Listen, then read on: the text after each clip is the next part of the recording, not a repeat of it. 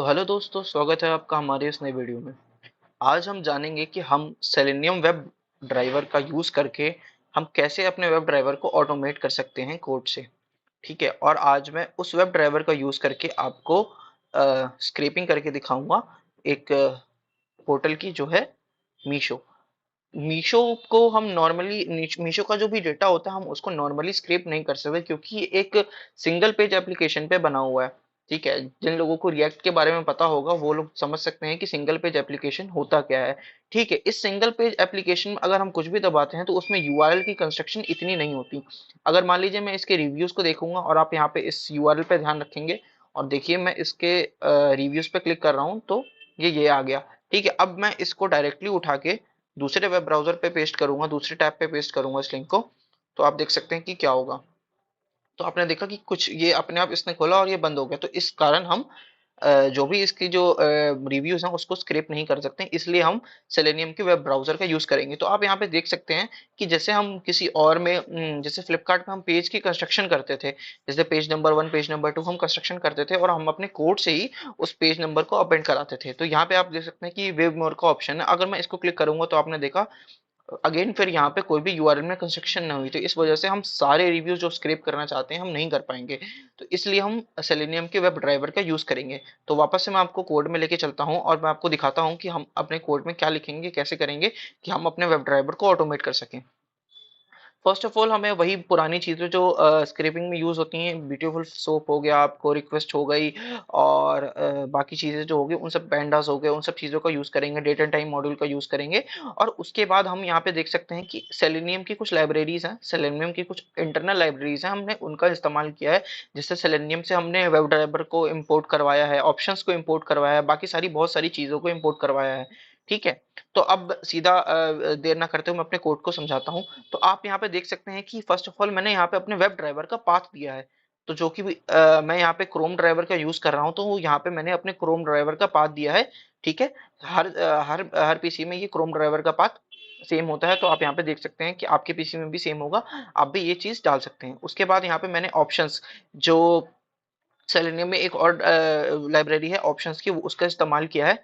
ठीक है, और उसके बाद ऑप्शंस में हम मैंने जो क्रोम ड्राइवर की एप्लीकेशन है, जो एग्जीक्यूटेबल पाथ है .exe फाइल, उसको उसका पाथ दिया है। ठीक है, उसके बाद आप यहाँ पे देख सकते हैं कि मैंने ड्राइवर को पेज को लोड करने का टाइम आउट सेट किया है, जो 10 सेकंड का टाइम आउट है।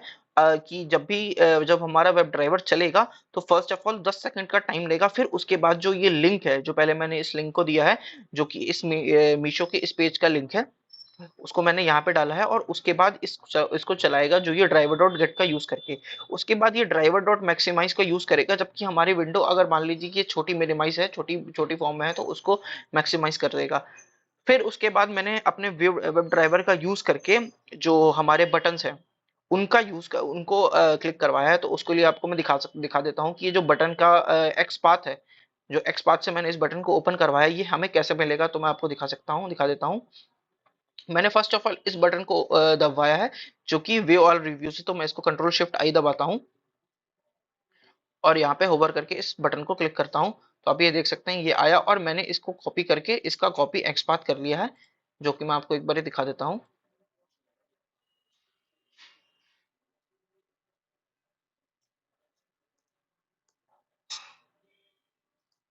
कि आप देख सकते हैं कि सेम पाथ है ये वाला, यहाँ से आप इस पाथ को ले सकते हैं। ऐसे ही आपको जो भी बटन दबाना हो, आपको उसके एक्स पाथ से इसको दबा सकते हैं। ठीक है, अब यहाँ पे आप देख सकते हैं कि अब यहाँ पे देख सकते हैं कि इस बटन को फाइंड करवाने के बाद मैंने इसको क्लिक करवाया है। फिर उसके बाद मैंने एक लूप ओपन करा है। ठीक है, उस लूप में मैंने उसी वेब ड्राइवर से एक और बटन को प्रेस करवाया है, जो कि आप यहाँ पे देख सकते हैं। मैं आपको दिखाना चाहूंगा, यहाँ पे वेव ऑल करने के बाद आप ये देख सकते हैं कि हमें यहाँ पे व्यू मोर का ऑप्शन आ रहा है। ठीक है, तो ये भी एक बटन है, इसको भी मैंने कंट्रोल शिफ्ट आई करके इसके एक्स पाथ को कॉपी कर लिया है। यहाँ से इसके भी एक्स पाथ को कॉपी कर लिया और इस बटन को मैंने यहाँ पर प्रेस करवाया है, जो कि आप देख सकते हैं कि ये इस लूप में है। और ये जब तक, और इस लूप को चलाने का मतलब ये था कि इस व्यू मोर को का बटन बार बार आ रहा है, बार बार आ रहा है, बार बार आ रहा है। तो जब तक इसका बटन आता रहेगा तब तक ये लूप हमारे इस व्यू मोर के बटन को दबाता रहेगा। ठीक है। और जब ये व्यू मोर का बटन नहीं आएगा, तब उसके बाद ये लूप से बाहर आएगा, और उसके बाद ये page source equal to driver page को मैंने लिया है HTML के जो भी कोड होगा उसको बिल्ड करने के लिए। फिर उस HTML कोड को मैंने सोपिफाई ब्यूटीफुल सोप से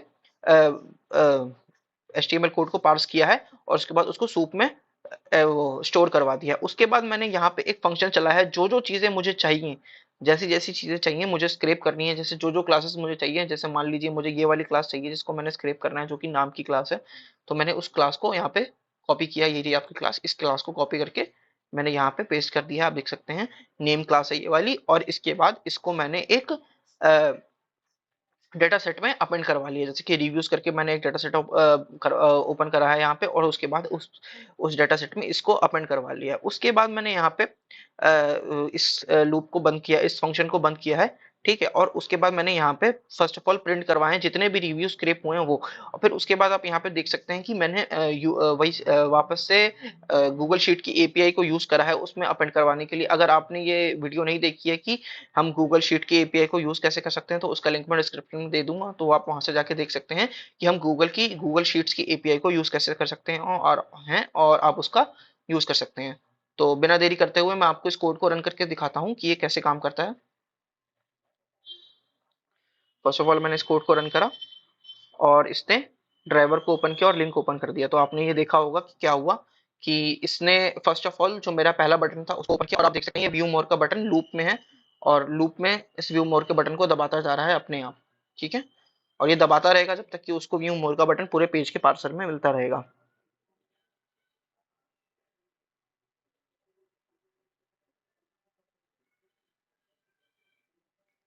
तो आप देख सकते हैं ये अभी भी दबा रहा है।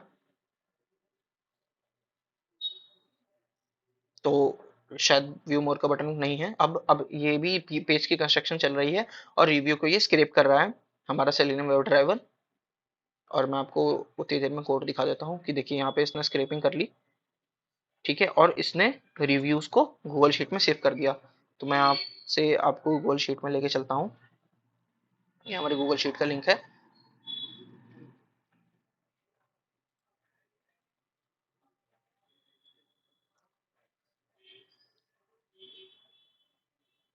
तो आप ये देख सकते हैं कि इसने फर्स्ट ऑफ ऑल यहाँ पे एक आज के डेट के हिसाब से एक वर्कशीट क्रिएट कर दी है हमारे कोड ने, और यहाँ पे सारे जितने भी रिव्यूज हैं उनको अच्छे से अपेंड करा दिया है, और हेडर फाइल भी इंक्लूड कर दी है नेम, रिव्यूज, रेटिंग और डेट की। तो अभी मैं आपको दिखाता हूँ कि उस पेज पे उस जो भी प्रोडक्ट था उस पे कितने रिव्यूज थे। और हम देखते हैं कि हमारा रिव्यू जो भी है इस पे कुछ 450 के करीब करीब रिव्यूज हैं। तो मैं आपको लेके चलता हूँ, देखता हूँ कि कितने रिव्यूज हैं टोटल। तो देख सकते हैं कि इसमें टोटल 450 के करीब करीब रिव्यूज हैं। तो टोटल इसने सारी की सारी जितने भी रिव्यू थे सबको स्क्रैप कर लिया है। तो आप ऐसे ही सेलेनियम वेब ड्राइवर का यूज करके जितनी भी चाहें, जो भी चाहें, वेब ड्राइवर को ऑटोमेट करना चाहें, कुछ भी करना चाहें, तो आप आराम से कर सकते हैं।